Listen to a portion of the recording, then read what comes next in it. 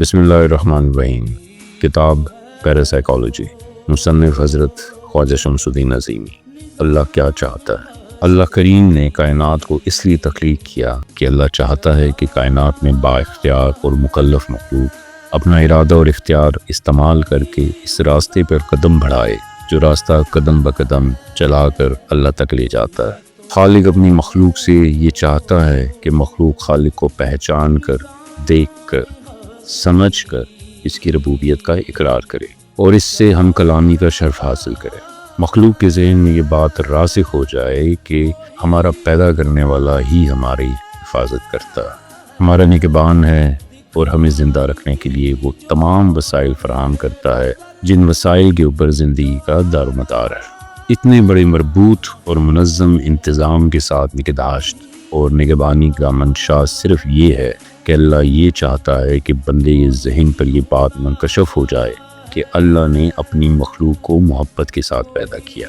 جس طرح اللہ نے محبت کے ساتھ مخلوق کو تخلیق کیا، اسی طرح مخلوق بھی محبت کے ساتھ اللہ کی قربت حاصل کرے۔ اللہ کی محبت کا مظاہرہ ہمیں ماں کی محبت میں ملتا ہے۔ ماں تخلیق کا ایک ذریعہ ہے۔ ماں کے پیٹ میں بچے کی نشو و نما ہوتی رہتی ہے۔ اس نشو و نما میں براہ راست ماں کا کوئی عمل دخل نہیں ہوتا، لیکن ماں چونکہ تخلیق کا ذریعہ بنتی ہے، اس لیے ماں کے اندر اولاد کی جو محبت ہوتی ہے وہ کسی دوسری ہستی میں نہیں ہوتی۔ کوئی باشعور بچہ اگر ماں کے ہونے سے انکار کر دے تو ماں کے اوپر جو گزرے گی اس کا اندازہ ایک ماں ہی کر سکتی ہے۔ تخلیق اور محبت کا دوسرا پرتو باپ ہے۔ باپ اپنی اولاد کی پرورش اور تربیت کرتا ہے، اولاد کو اس قابل بناتا ہے کہ وہ اپنے پیروں پر کھڑی ہو جائے اور معاشرے میں اس کو مقام حاصل ہو جائے۔ یہ سب کچھ ہونے کے بعد اولاد اگر باپ سے منحرف ہو جائے، باپ کو پہچاننے سے انکار کرتے، باپ کی قربت کو اپنے لیے ایک غیر ضروری بات سمجھ لے، باپ کے اوپر جو کچھ گزرے گی اس کا تصور صرف وہ بندہ کر سکتا ہے جس کے اندر باپ کی شفقت کے جذبات بیدار ہوں۔ اصل خالق اللہ ہے۔ ماں باپ بھی اللہ کی تخلیق کو منظر عام پر لانے کا ایک ذریعہ ہے۔ ماں باپ یہ بات جانتے ہیں کہ اولاد کا ہونا، نہ ہونا، اولاد کا زندہ رہنا، اولاد کا ذی شعور ہونا، اولاد کا کن ذہن ہونا یا دانشور ہونا سب اللہ کے ہاتھ میں ہے۔ جو لوگ اللہ کے اوپر یقین نہیں رکھتے اور اللہ کی ہستی کا انکار کرتے ہیں، بہرکیف انہیں بھی یہ تسلیم کرنا پڑتا ہے کہ سنبھالنے والی کوئی ہستی ہے۔ یہ الگ بات ہے کہ بعض نے اللہ کی بجائے اس ہستی کا نام نیچر رکھ لیا ہے۔ ماں باپ اس بات سے باخبر ہیں کہ اولاد کی پیدائش کے لیے وہ ایک ذریعہ ہیں۔ قدرت اگر چاہے تو وہ ذریعہ بن سکتے ہیں اور اگر قدرت نہ چاہے تو اولاد کی نعمت سے محروم رہتے ہیں۔ اس کے باوجود اولاد سے بجا طور پر توقع رکھتے ہیں کہ اولاد ماں باپ کو پہچانے، اولاد ان کے مرتبے اور ان کے درجے کے مطابق ان کا احترام کرے۔ دراصل یہ وصف وہ وصف ہے جو خالق کا ذاتی وصف ہے، یعنی اللہ یہ چاہتا ہے کہ جس محبت، تعلق خاطر اور پیار کے ساتھ اللہ نے اس کائنات کو تخلیق کیا ہے، یہ کائنات بھی اسی پیار اور محبت کے ساتھ اللہ کو پہچانے۔ جس طرح ایک بچہ ماں کے حکم کی خلاف ورزی کر کے اور ان اقدار کو پامال کر کے جو معاشرے میں قائم ہے ناخلف اور ناسعادت ہو جاتا ہے، اسی طرح اگر کوئی بندہ اللہ تعالیٰ کو پہچاننے سے انکار کرتے تو وہ بھی ناخلف، باغی اور ظالم ہے۔ اور جب کوئی بندہ خود اپنے لیے بدبختی کو قبول کر لیتا ہے اور اپنے اوپر جہالت اور ظلم کو مسلط کر لیتا ہے تو بدبختی اس کی زندگی بن جاتی ہے۔ زندگی میں سے سکون ختم ہو جاتا ہے اور اطمینان قلب سے محروم ہو جاتا ہے۔ خوف اس کی زندگی کا اوڑھنا بچھونا بن جاتا ہے۔ اور جب کوئی بندہ اس دردناک عذاب اور مصیبت کو اپنے گلے لگا لیتا ہے تو اللہ کا قانون اس کو اتنی پروٹیکشن تو دیتا ہے کہ وہ زندہ رہے، کھاتا پیتا رہے، لیکن سکون آشنا زندگی اس سے دور ہو جاتی ہے۔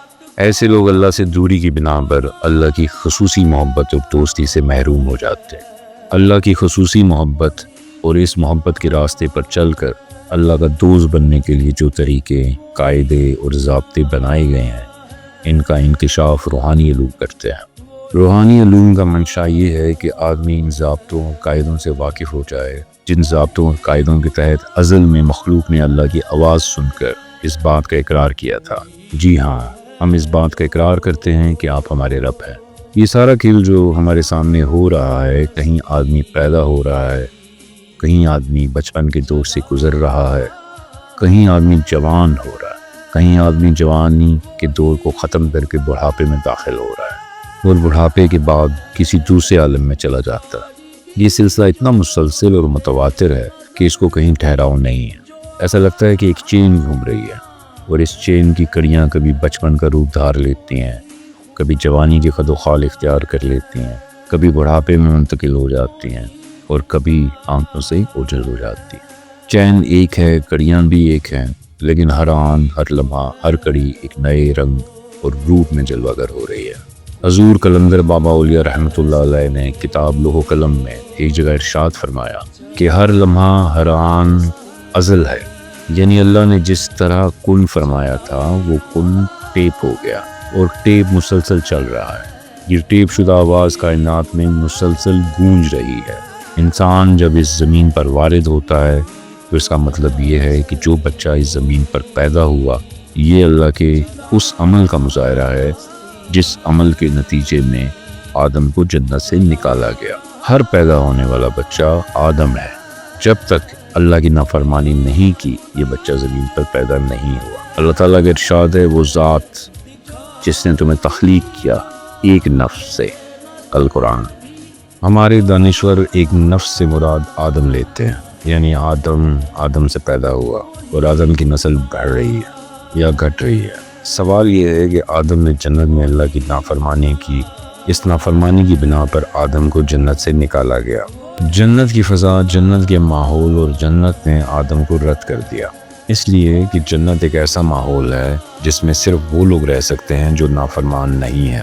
اگر ہم یہ سمجھیں کہ اب سے کروڑوں سال پہلے آدم نے جنت میں نافرمانی کی اور آدم کو جنت سے نکال دیا گیا، تو یہ بات بڑی عجیب معلوم ہوتی ہے کہ کروڑوں سال پہلے آدم کی غلطی کا خمیازہ کروڑوں سال بعد پیدا ہونے والے آدم کی اولاد بھگت رہی ہے۔ غور کیا جائے تو یہ بات انصاف کے خلاف ہے۔ پریشان کن بات یہ ہے کہ 1 کروڑ سال پہلے ہمارے آباء و اجداد کے دادا پردادا اور ان کے دادا نے غلطی کی، اور سزا آج پیدا ہونے والے بچے کو مل رہی ہے۔ یعنی ایک راستہ چلتے آدمی نے کسی آدمی کو پتھر مارا اور اس کا سر کھل گیا۔ اس کے ساتھ چلنے والا آدمی جس کا اس واقعے سے کوئی تعلق نہیں، اس کو پکڑا اور سزا دے دی گئی۔ آدمزاد نسل اس لیے پریشان ہے کہ اس نے حقائق سے دانستہ طور پر چشم پوشی کر لی ہے، اور جو حقائق اسے نافرمانی سے پہلے آدم کی حیثیت سے متعارف کراتے ہیں۔ کائناتی تخلیقی عمل مسلسل جاری و ساری ہے۔ جس طرح ہمارا باپ آدم جنت میں فرمانبردار بندے کی حیثیت سے رہتا تھا اور نافرمانی کا ارتکاب کر کے جنت کو چھوڑ آیا، اسی طرح آدم کا ہر بیٹا اور حوا کی ہر بیٹی زمین پر آنے سے پہلے جنت میں موجود رہے، وہاں اپنے باپ آدم کی نافرمانی کا مظاہرہ کرتا ہے، اور نتیجہ میں جنت اسے رد کر رہی ہے اور وہ زمین پر پیدا ہو رہا ہے۔ شکریہ۔